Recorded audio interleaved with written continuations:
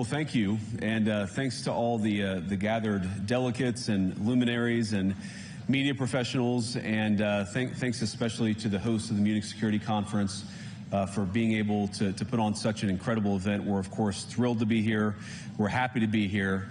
And, you know, one of the things that I wanted to talk about today is, of course, our shared values. And, you know, it's great to be back in Germany. As you heard earlier, I was here last year as United States Senator.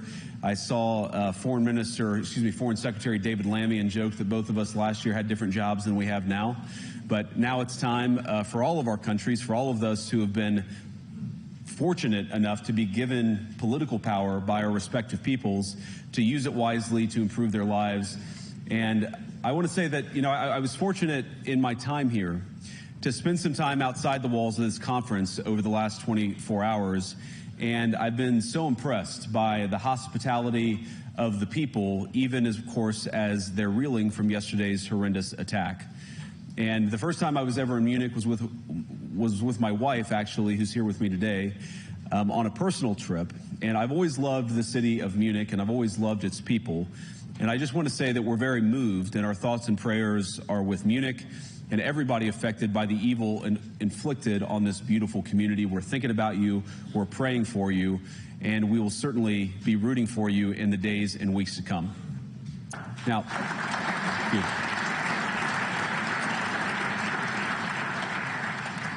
I hope that's not the last bit of applause that I get, but we gather at this conference, of course, to discuss security, and normally we mean threats to our external security. I see many great military leaders gathered here today.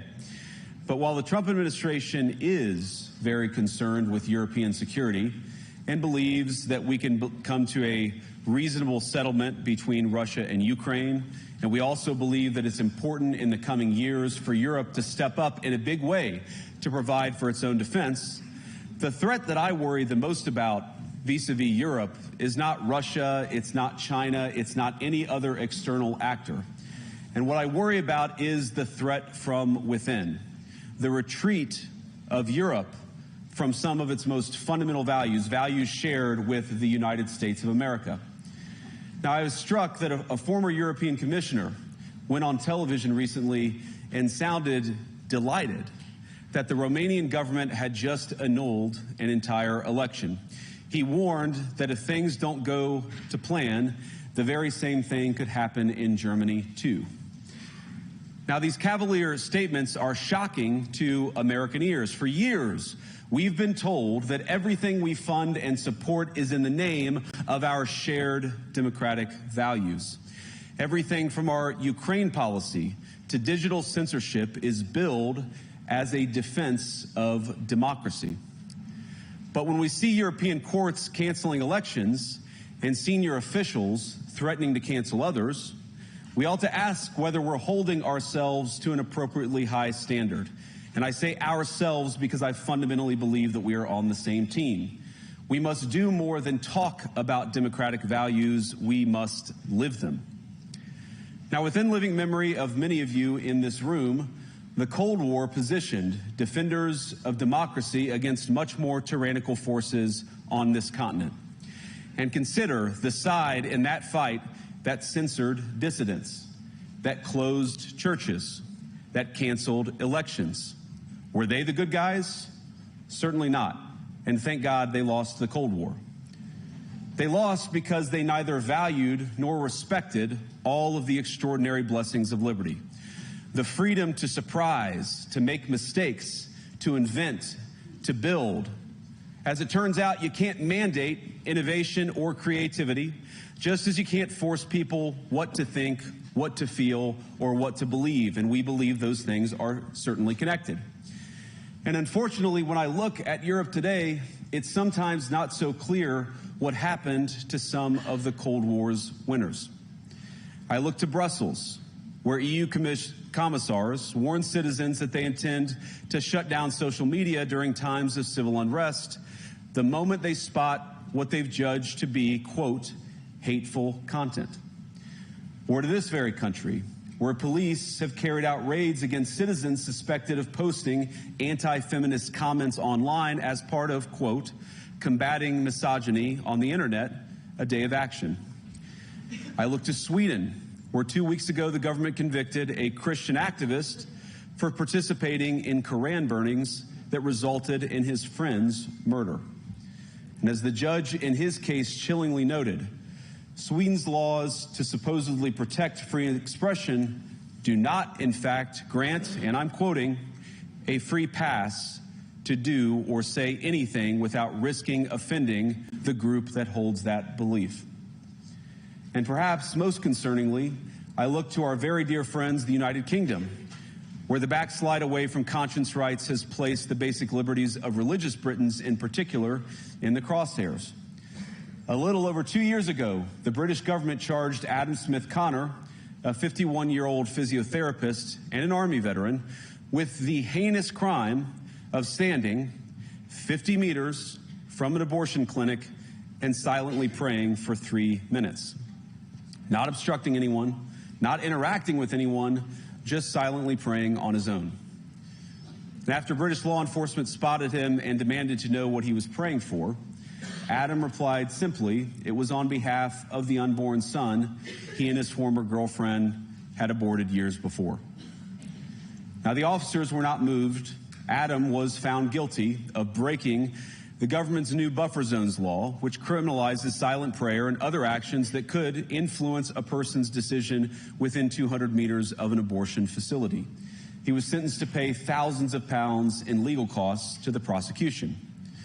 Now, I wish I could say that this was a fluke, a one-off crazy example of a badly written law being enacted against a single person. But no, this last October, just a few months ago, the Scottish government began distributing letters to citizens whose houses lay within so-called safe access zones, warning them that even private prayer within their own homes may amount to breaking the law.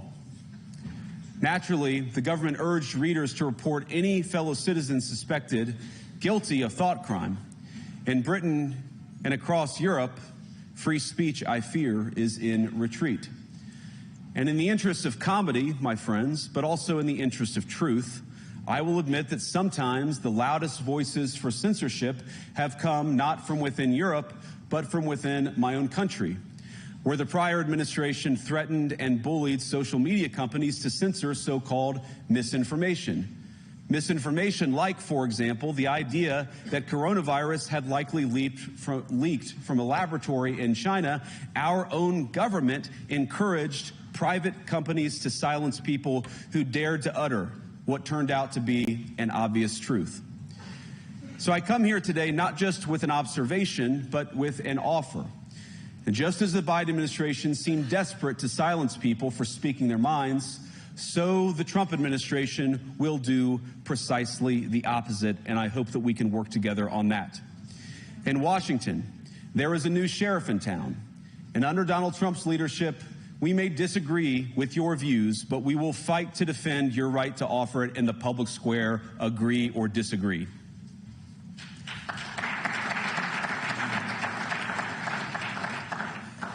Now, we're at the point, of course, that the situation has gotten so bad that this December, Romania straight up canceled the results of a presidential election based on the flimsy suspicions of an intelligence agency and enormous pressure from its continental neighbors. Now, as I understand it, the argument was that Russian disinformation had infected the Romanian elections. But I'd ask my European friends to have some perspective. You can believe it's wrong for Russia to buy social media advertisements to influence your elections. We certainly do. You can condemn it on the world stage even. But if your democracy can be destroyed with a few $100,000 of digital advertising from a foreign country, then it wasn't very strong to begin with. Now, the good news is that I happen to think your democracies are substantially less brittle than many people apparently fear. And I really do believe that allowing our citizens to speak their mind will make them stronger still. Which, of course, brings us back to Munich, where the organizers of this very conference have banned lawmakers representing populist parties on both the left and the right from participating in these conversations. Now again, we don't have to agree with everything or anything that people say, but when political leaders represent an important constituency, it is incumbent upon us to at least participate in dialogue with them. Now, to many of us on the other side of the Atlantic, it looks more and more like old entrenched interests hiding behind ugly Soviet-era words like misinformation and disinformation, who simply don't like the idea that somebody with an alternative viewpoint might express a different opinion or, God forbid, vote a different way or, even worse, win an election. Now, this is a security conference, and I'm sure you all came here prepared to talk about how exactly you intend to increase defense spending over the next few years in line with some new target. And that's great, because as President Trump has made abundantly clear, he believes that our European friends must play a bigger role in the future of this continent. We don't think, you hear this term, burden sharing, but we think it's an important part of being in a shared alliance together that the Europeans step up while America focuses on areas of the world that are in great danger. But let me also ask you, how will you even begin to think through the kinds of budgeting questions if we don't know what it is that we are defending in the first place? I've heard a lot already in my conversations, and I've had many, many great conversations with many people gathered here in this room. I've heard a lot about what you need to defend yourselves from, and of course that's important. But what has seemed a little bit less clear to me, and certainly I think to many of the citizens of Europe, is what exactly it is that you're defending yourselves for.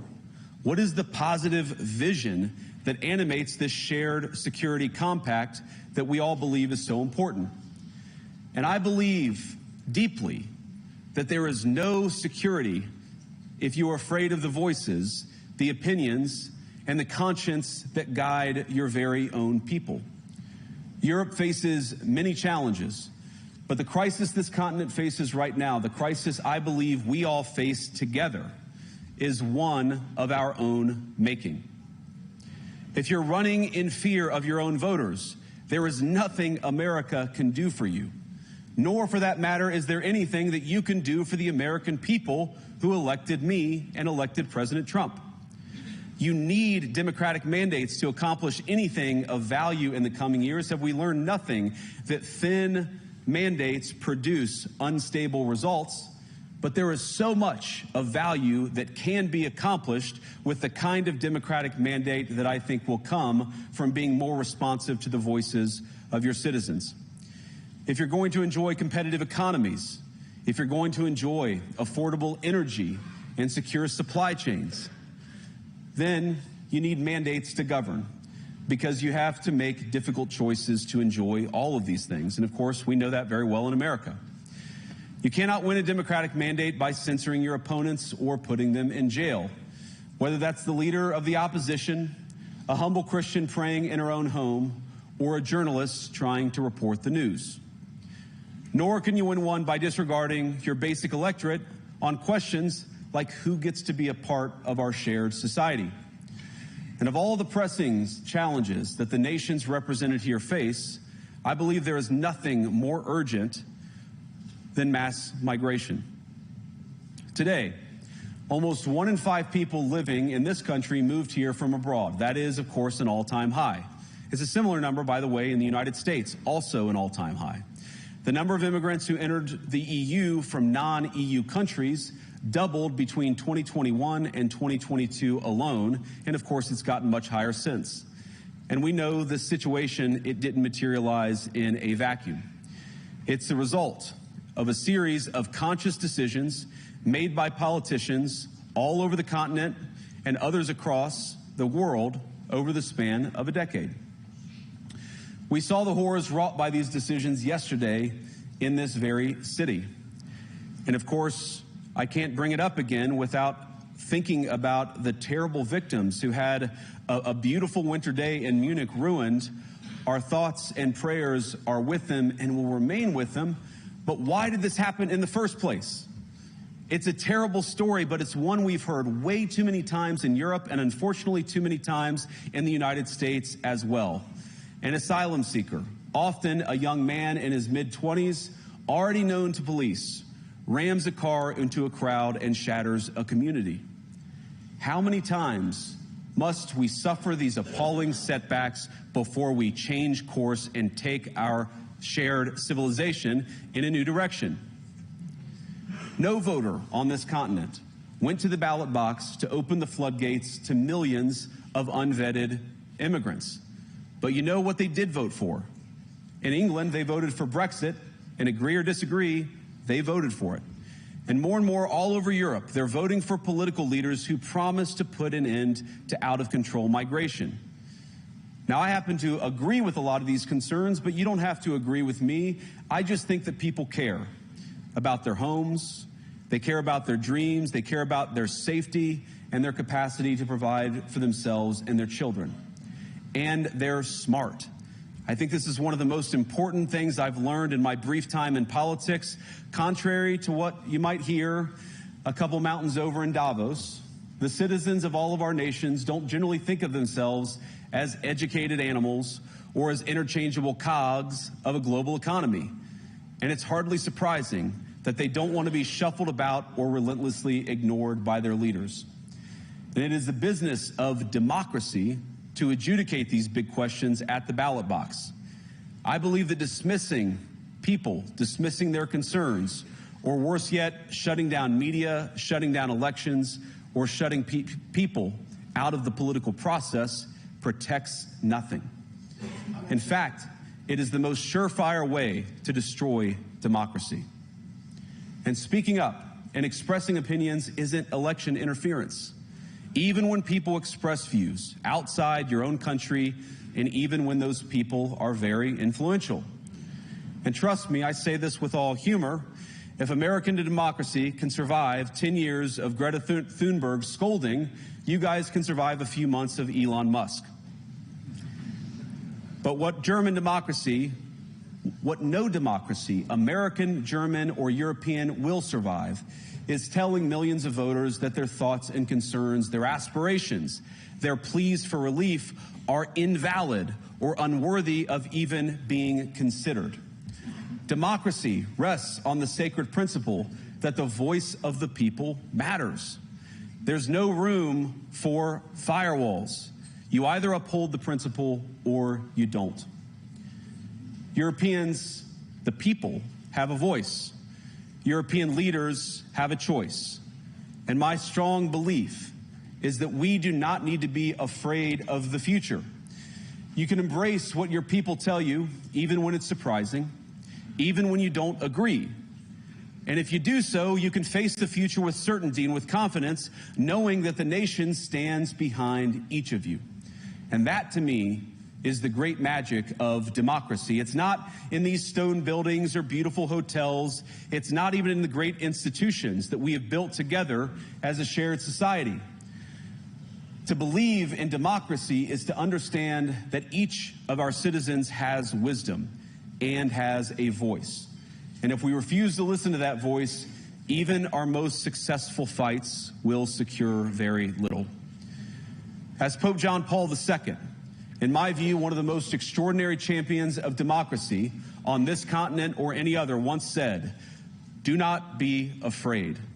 We shouldn't be afraid of our people, even when they express views that disagree with their leadership. Thank you all. Good luck to all of you. God bless you.